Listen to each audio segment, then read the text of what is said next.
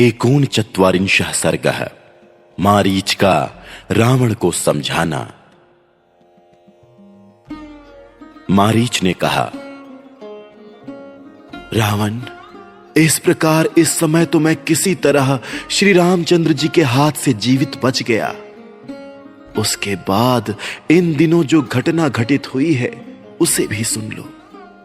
श्री राम ने मेरी वैसी दुर्दशा कर दी थी तो भी मैं उनके विरोध से बाज नहीं आया। एक दिन मृग रूपधारी 2 राक्षसों के साथ मैं भी मृग का ही रूप धारण करके दंडक वन में गया। मैं महान बलशाली तो था ही, मेरी जीभ आग के समान उद्दीप्त हो रही थी। दाढ़ें भी बहुत बड़ी थीं, सींग तीखे थे और मैं महान मृग के रूप में मांस खाता हुआ दंडकारण्य में विचरने लगा। रावण, मैं अत्यंत भयंकर रूप धारण किए अग्निशालाओं में, जलाशयों के घाटों पर तथा देव वृक्षों के नीचे बैठे हुए तपस्वी जनों को तिरस्कृत करता हुआ सब ओर विचरण करने लगा। दंडकारण्य के भीतर धर्मानुष्ठान में लगे हुए तापसों को मारकर उनका रक्त पीना और मांस खाना, यही मेरा काम था। मेरा स्वभाव तो क्रूर था ही। मैं ऋषियों के मांस खाता और वन में विचरने वाले प्राणियों को डराता हुआ रक्तपान करके मतवाला हो दंडक वन में घूमने लगा। इस प्रकार उस समय दंडकारण्य में विचरता हुआ धर्म को कलंकित करने वाला मैं मारीच, तापस धर्म का आश्रय लेने वाले श्री राम, विदेह नंदिनी महाभागा सीता तथा मिताहारी तपस्वी के रूप में समस्त प्राणियों के हित में तत्पर रहने वाले महारथी लक्ष्मण के पास जा पहुंचा। वन में आए हुए महाबली श्री राम को यह एक तपस्वी है ऐसा जानकर उनकी अवहेलना करके मैं आगे बढ़ा और पहले के वैर का बारंबार स्मरण करके अत्यंत कुपित हो उनकी ओर दौड़ा। उस समय मेरी आकृति मृग के ही समान थी, मेरे सींग बड़े तीखे थे। उनके पहले के प्रहार को याद करके मैं उन्हें मार डालना चाहता था। मेरी बुद्धि शुद्ध ना होने के कारण मैं उनकी शक्ति और प्रभाव को भूल सा गया था। हम तीनों को आते देख श्री राम ने अपने विशाल धनुष को खींचकर 3 पैने बाण छोड़े जो गरुण और वायु के समान शीघ्रगामी तथा शत्रु के प्राण हर लेने वाले थे।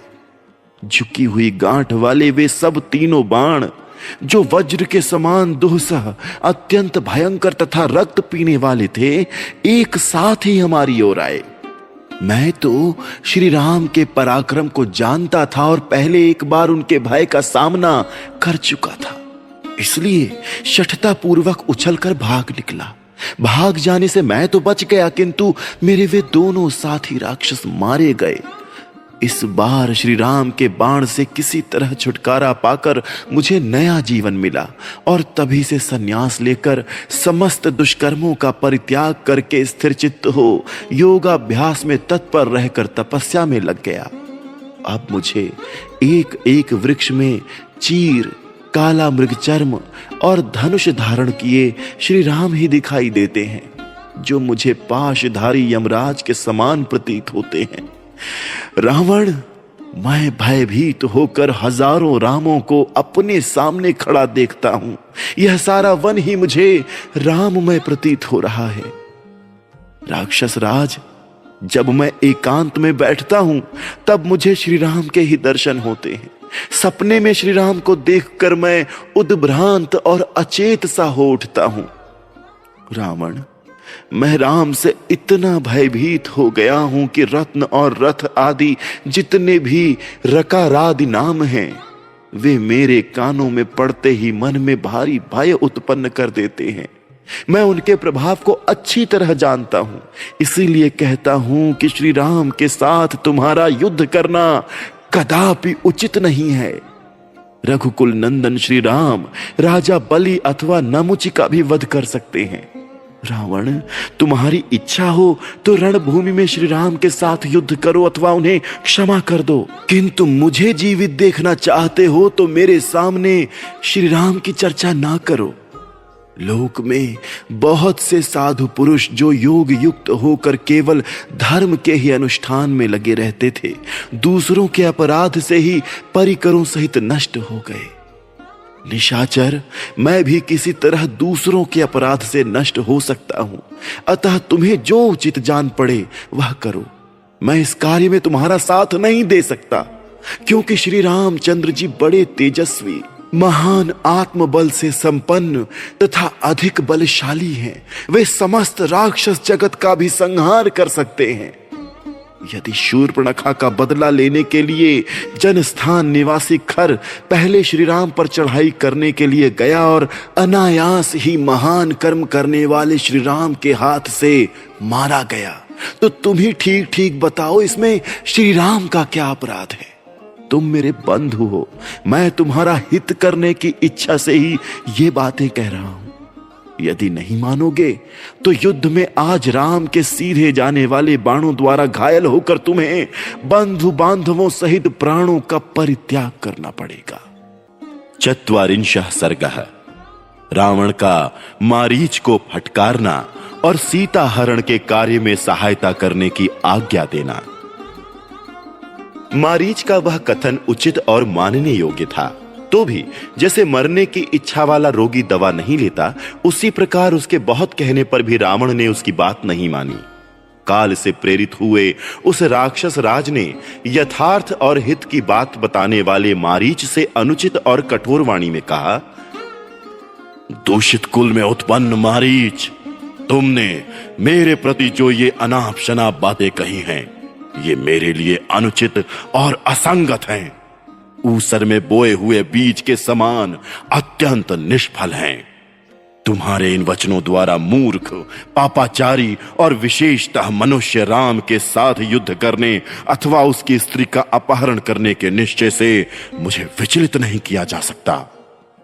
एक स्त्री के मूर्खतापूर्ण वचन सुनकर जो राज्य, मित्र, माता और पिता को छोड़कर सहसा जंगल में चला आया है तथा जिसने युद्ध में खर का वध किया है, उस रामचंद्र के प्राणों से भी प्यारी भार्या सीता का मैं तुम्हारे निकट ही अवश्य हरण करूंगा। मारीच, ऐसा मेरे हृदय का निश्चित विचार है।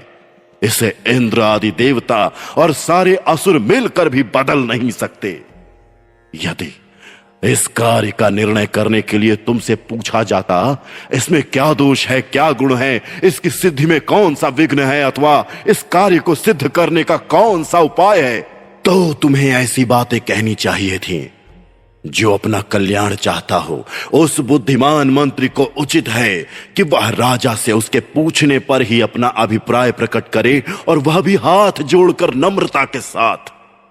राजा के सामने ऐसी बात कहनी चाहिए जो सर्वथा अनुकूल, मधुर, उत्तम, हितकारी, आदर से युक्त और उचित हो। राजा सम्मान का भूखा होता है।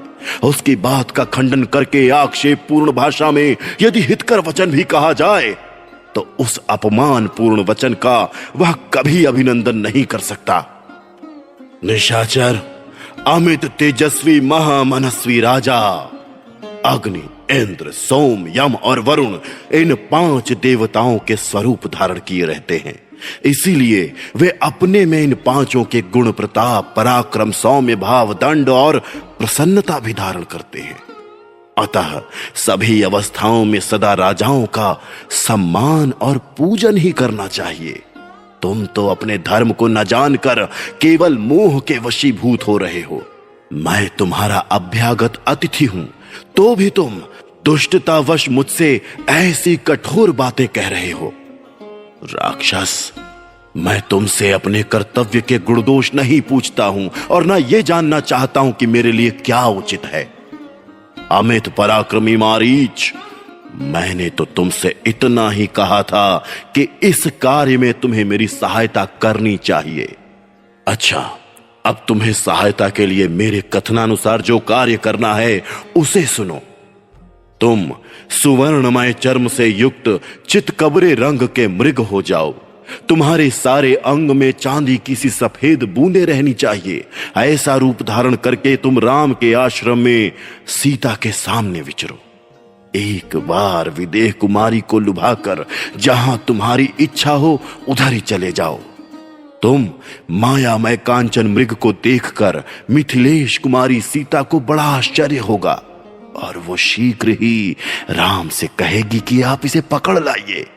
जब राम तुम्हें पकड़ने के लिए आश्रम से दूर चले जाएं, तो तुम भी दूर तक जाकर श्री राम की बोली के अनुरूप ही ठीक उन्हीं के स्वर में हाँ सीते, हाँ लक्ष्मण कहकर पुकारना। तुम्हारी उस पुकार को सुनकर सीता की प्रेरणा से सुमित्रा कुमार लक्ष्मण भी स्नेहवश घबराए हुए अपने भाई के ही मार्ग का अनुसरण करेंगे। और इस प्रकार राम और लक्ष्मण दोनों के आश्रम से दूर निकल जाने पर मैं सुखपूर्वक सीता को हर लाऊंगा, ठीक उसी तरह जैसे इंद्र शची को हर लाए थे। उत्तम व्रत का पालन करने वाले राक्षस मारीच, इस प्रकार इस कार्य को संपन्न करके जहां तुम्हारी इच्छा हो वहां चले जाना। मैं इसके लिए तुम्हें अपना आधा राज्य दे दूंगा। सौम्य, अब इस कार्य की सिद्धि के लिए प्रस्थान करो। तुम्हारा मार्ग मंगलमय हो। मैं रथ पर बैठकर दंडक वन तक तुम्हारे पीछे पीछे चलूंगा। राम को धोखा देकर बिना युद्ध किए ही सीता को अपने हाथ में करके कृतार्थ हो तुम्हारे साथ ही लंका को लौट चलूंगा। मारीच, यदि तुम इनकार करोगे तो तुम्हें अभी मार डालूंगा। मेरा यह कार्य तुम्हें अवश्य करना पड़ेगा। मैं बल प्रयोग करके भी तुमसे यह काम कराऊंगा। राजा के प्रतिकूल चलने वाला पुरुष कभी सुखी नहीं होता है। राम के सामने जाने पर तुम्हारे प्राण जाने का संदेह मात्र है, परंतु मेरे साथ विरोध करने पर तो आज ही तुम्हारी मृत्यु निश्चित है। इन बातों पर बुद्धि लगाकर भली भांति विचार कर लो। उसके बाद यहां जो हित कर जान पड़े उसे उसी प्रकार तुम करो। 1/4 सर्गः। मारीच का रावण को विनाश का भय दिखाकर पुनः समझाना। रावण ने जब राजा की भांति उसे ऐसी प्रतिकूल आज्ञा दी, तब मारीच ने निशंक होकर उस राक्षस राज से कठोर वाणी में कहा, निशाचर, किस पापी ने तुम्हें पुत्र, राज्य और मंत्रियों सहित तुम्हारे विनाश का यह मार्ग बताया है? राजन, कौन ऐसा पापाचारी है जो तुम्हें सुखी देखकर प्रसन्न नहीं हो रहा है? किसने युक्ति से तुम्हें मौत के द्वार पर जाने की सलाह दी है? निशाचर, आज यह बात स्पष्ट रूप से ज्ञात हो गई कि तुम्हारे दुर्बल शत्रु तुम्हें किसी बलवान से भिड़ाकर नष्ट होते देखना चाहते हैं। राक्षस राज, तुम्हारे अहित का विचार रखने वाले किस नीच ने तुम्हें यह पाप करने का उपदेश दिया है? जान पड़ता है कि वह तुम्हें अपने ही कुकर्म से नष्ट होते देखना चाहता है। रावण, निश्चय ही वध के योग्य तुम्हारे वे मंत्री हैं जो कुमार्ग पर आरूढ़ हुए तुम जैसे राजा को सब प्रकार से रोक नहीं रहे हैं, किंतु तुम उनका वध नहीं करते हो। अच्छे मंत्रियों को चाहिए कि जो राजा स्वेच्छाचारी होकर कुमार्ग पर चलने लगे उसे सब प्रकार से वो रोके। तुम भी रोकने के ही योग्य हो, फिर भी वे मंत्री तुम्हें रोक नहीं रहे हैं। विजयी वीरों में श्रेष्ठ निशाचर, मंत्री अपने स्वामी राजा की कृपा से ही धर्म, अर्थ, काम और यश पाते हैं। रावण, यदि स्वामी की कृपा ना हो तो सब व्यर्थ हो जाता है। राजा के दोष से दूसरे लोगों को भी कष्ट भोगना पड़ता है। विजयशीलों में श्रेष्ठ राक्षस राज, धर्म और यश की प्राप्ति का मूल कारण राजा ही है, अतः सभी अवस्थाओं में राजा की रक्षा करनी चाहिए। रात्रि में विचरने वाले राक्षस, जिसका स्वभाव अत्यंत तीखा हो, जो जनता के अत्यंत प्रतिकूल चलने वाला और उद्दंड हो, ऐसे राजा से राज्य की रक्षा नहीं हो सकती। जो मंत्री तीखे उपाय का उपदेश करते हैं, वे अपनी सलाह मानने वाले उस राजा के साथ ही दुख भोगते हैं। जैसे जिनके सारथी मूर्ख हों, ऐसे रथ ऊंची नीची भूमि में जाने पर सारथियों के साथ ही संकट में पड़ जाते हैं।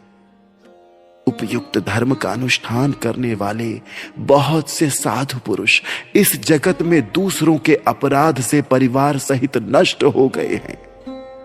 रावण, प्रतिकूल बर्ताव और तीखे स्वभाव वाले राजा से रक्षित होने वाली प्रजा उसी तरह वृद्धि को नहीं प्राप्त होती जैसे गीदड़ या भेड़िए से पालित होने वाली भेड़ी। रावण, जिनके तुम क्रूर, दुर्बुद्धि और अजितेंद्रिय राजा हो, वे सब राक्षस अवश्य ही नष्ट हो जाएंगे। काकतालीय न्याय के अनुसार मुझे तुमसे अकस्मात ही यह घोर दुख प्राप्त हो गया। इस विषय में मुझे तुम ही शोक के योग्य जान पड़ते हो, क्योंकि सेना सहित तुम्हारा नाश हो जाएगा। श्री रामचंद्र जी मुझे मारकर तुम्हारा भी शीघ्र ही वध कर डालेंगे। जब दोनों ही तरह से मेरी मृत्यु निश्चित है, तब श्री राम के हाथ से होने वाली जो यह मृत्यु है, इसे पाकर मैं कृतकृत्य हो जाऊंगा, क्योंकि शत्रु के द्वारा युद्ध में मारा जाकर प्राण त्याग करूंगा। राजन, यह निश्चित समझो कि श्री राम के सामने जाकर उनकी दृष्टि पड़ते ही मैं मारा जाऊंगा, और यदि तुमने सीता का हरण किया तो तुम अपने को भी बंधु बांधवों सहित मरा हुआ ही मानो। यदि तुम मेरे साथ जाकर श्री राम के आश्रम से सीता का अपहरण करोगे, तब ना तो तुम जीवित बचोगे और ना मैं ही। ना लंकापुरी रहने पाएगी और ना वहां के निवासी राक्षस ही। निशाचर, मैं तुम्हारा हितैषी हूं, इसीलिए तुम्हें पाप कर्म से रोक रहा हूं, किंतु तुम्हें मेरी बात सहन नहीं होती है। सच है, जिनकी आयु समाप्त हो जाती है, वे मरणासन्न पुरुष अपने सुहृदों की कही हुई हितकर बातें नहीं स्वीकार करते हैं। द्विचत्वारिंशः सर्गः। मारीच का सुवर्णमय मृग रूप धारण करके श्री राम के आश्रम पर जाना और सीता का उसे देखना। रावण से इस प्रकार कठोर बातें कहकर उस निशाचर राज के भय से दुखी हुए मारीच ने कहा, चलो चले, मेरे वध के लिए जिनका हथियार सदा उठा ही रहता है, उन धनुष बाण और तलवार धारण करने वाले श्री रामचंद्र जी ने यदि फिर मुझे देख लिया तो मेरे जीवन का अंत निश्चित है। श्री रामचंद्र जी के साथ पराक्रम दिखाकर कोई जीवित नहीं लौटता है। तुम यमदंड से मारे गए हो, इसीलिए उनसे भिड़ने की बात सोचते हो। वे श्री रामचंद्र जी तुम्हारे लिए यमदंड के ही समान हैं। परंतु जब तुम इस प्रकार दुष्टता पर उतारू हो गए, तब मैं क्या कर सकता हूं। लो, ये मैं चलता हूं। तात निशाचर, तुम्हारा कल्याण हो। मारीच के उस वचन से राक्षस रावण को बड़ी प्रसन्नता हुई। उसने उसे कसकर हृदय से लगा लिया और इस प्रकार कहा, यह तुमने वीरता की बात कही है, क्योंकि अब तुम मेरी इच्छा के वशवर्ती हो गए हो। इस समय तुम वास्तव में मारीच हो। पहले तुम में किसी दूसरे राक्षस का आवेश हो गया था। यह रत्नों से विभूषित मेरा आकाशगामी रथ तैयार है। इसमें पिशाचों के से मुख वाले गधे जुते हुए हैं। इस पर मेरे साथ जल्दी से बैठ जाओ। विदेह कुमारी सीता के मन में अपने लिए लोभ उत्पन्न करो। उसे लुभाकर तुम जहां चाहो जा सकते हो।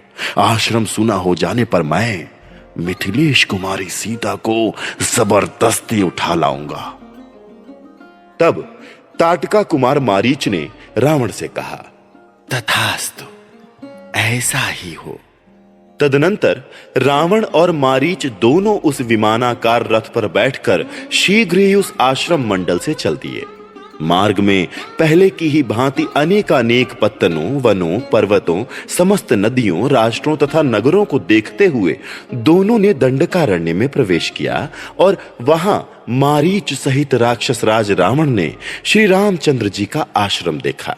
तब उस सुवर्ण भूषित रथ से उतरकर रावण ने मारीच का हाथ अपने हाथ में ले उससे कहा, सखे, यह केलों से घिरा हुआ राम का आश्रम दिखाई दे रहा है। अब शीघ्र ही वह कार्य करो जिसके लिए हम लोग यहां आए हैं। रावण की बात सुनकर राक्षस मारीच उस समय मृग का रूप धारण करके श्री राम के आश्रम के द्वार पर विचरने लगा। उस समय उसने देखने में बड़ा ही अद्भुत रूप धारण कर रखा था। उसके सींगों के ऊपरी भाग इंद्रनील नामक श्रेष्ठ मणि के बने हुए जान पड़ते थे। मुखमंडल पर सफेद और काले रंग की बूंदें थी। मुख का रंग लाल कमल के समान था। उसके कान नील कमल के तुल्य थे और गर्दन कुछ ऊंची थी। उदर का भाग इंद्रनील मणि की कांति धारण कर रहा था। पार्श्व भाग महुए के फूलों के समान श्वेत वर्ण के थे। शरीर का सुनहरा रंग कमल के केसर की भांति सुशोभित होता था। उसके खुर वैदूर्य मणि के समान, पिंडलियां पतली और पूंछ ऊपर से इंद्रधनुष के रंग की थी, जिससे उसका संगठित शरीर विशेष शोभा पा रहा था। उसकी देह की कांति बड़ी ही मनोहर और चिकनी थी। वह नाना प्रकार की रत्नमयी बुंदकियों से विभूषित दिखाई देता था। राक्षस मारीच क्षण भर में ही परम शोभाशाली मृग बन गया। सीता को लुभाने के लिए विविध धातुओं से चित्रित मनोहर एवं दर्शनीय रूप बनाकर वह निशाचर उस रमणीय वन तथा श्री राम के उस आश्रम को प्रकाशित करता हुआ सब ओर उत्तम घासों को चरने और विचरने लगा।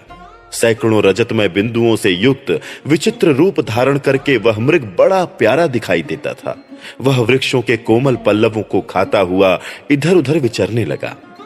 केले के बगीचे में जाकर वह कनेरे के कुंज में जा पहुंचा। फिर जहां सीता की दृष्टि पड़ सके ऐसे स्थान में जाकर मंद गति का आश्रय ले वो इधर उधर घूमने लगा। उसका पृष्ठभाग कमल के केसर की भांति सुनहरे रंग का होने के कारण विचित्र दिखाई देता था। इससे उस महान मृग की बड़ी शोभा हो रही थी। श्री रामचंद्र जी के आश्रम के निकट ही वह अपनी मौज से घूम रहा था। वह श्रेष्ठ मृग कुछ दूर जाकर फिर लौट आता था और वहीं घूमने लगता था। 2 घड़ी के लिए कहीं चला जाता और फिर बड़ी उतावली के साथ लौट आता था। वह कहीं खेलता कूदता और पुनः भूमि पर ही बैठ जाता था। फिर आश्रम के द्वार पर आकर मृगों के झुंड के पीछे पीछे चल देता। तत्पश्चात झुंड के झुंड मृगों को साथ लिए फिर लौट आता था। उस मृग रूपधारी राक्षस के मन में केवल यह अभिलाषा थी कि किसी तरह सीता की दृष्टि मुझ पर पड़ जाए। सीता के समीप आते समय वह विचित्र मंडल दिखाता हुआ चारों ओर चक्कर लगाता था। उस वन में विचरने वाले जो दूसरे मृग थे वे सब उसे देखकर पास आते और उसे सूंघकर 10 दिशाओं में भाग जाते थे। राक्षस मारीच यद्यपि मृगों के वध में ही तत्पर रहता था, तथापि उस समय अपने भाव को छिपाने के लिए उन वन्य मृगों का स्पर्श करके भी उन्हें खाता नहीं था। उसी समय मद भरे सुंदर नेत्रों वाली विदेह नंदिनी सीता, जो फूल चुनने में लगी हुई थी, कनेर, अशोक और आम के वृक्षों को लांघती हुई उधर आ निकली। फूलों को चुनती हुई वे वहीं विचरने लगी। उनका मुख बड़ा ही सुंदर था। वे वनवास का कष्ट भोगने के योग्य नहीं थी। परम सुंदरी सीता ने उस रत्नमय मृग को देखा, जिसका अंग प्रत्यंग मुक्ता मणियों से चित्रित सा जान पड़ता था। उसके दांत और ओठ बड़े सुंदर थे तथा शरीर के रोएं चांदी एवं तांबे आदि धातुओं के बने हुए जान पड़ते थे। उसके ऊपर दृष्टि पड़ते ही सीता जी की आंखें आश्चर्य से खिल उठी और वे बड़े स्नेह से उसकी ओर निहारने लगी। वह मायामय मृग भी श्री राम की प्राण वल्लभा सीता को देखता और उस वन को प्रकाशित सा करता हुआ वहीं विचरने लगा। सीता ने वैसा मृग पहले कभी नहीं देखा था। वह नाना प्रकार के रत्नों का ही बना जान पड़ता था। उसे देखकर जनक किशोरी सीता को बड़ा विस्मय हुआ। इस प्रकार श्री वाल्मीकि निर्मित आर्ष रामायण आदि काव्य के अरण्य कांड में 42वां सर्ग पूरा हुआ।